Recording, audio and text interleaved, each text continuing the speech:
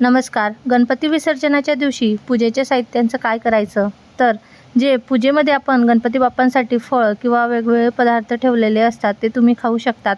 त्यासोबतच दुर्वा, पत्री, हार, सुपारी, विड्याची पानं निर्माल्यात टाकायची आहेत.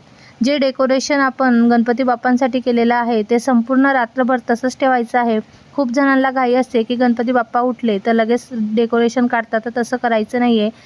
एक दिवस गणपती बाप्पा आपल्या घरात सूक्ष्म स्वरूपात असतात, त्यामुळे एक दिवस ते तसंच ठेवायचं आणि दुसऱ्या दिवशी डेकोरेशन काढायचं आहे. तसेच जे कलशातील पाणी आहे ते तुम्ही तुळशी सोडून दुसऱ्या झाडांना टाकायचं आहे. जे तांदूळ आहे ते पक्ष्यांना द्या किंवा तुमच्या घरातील धान्य असतं त्यामध्ये टाका.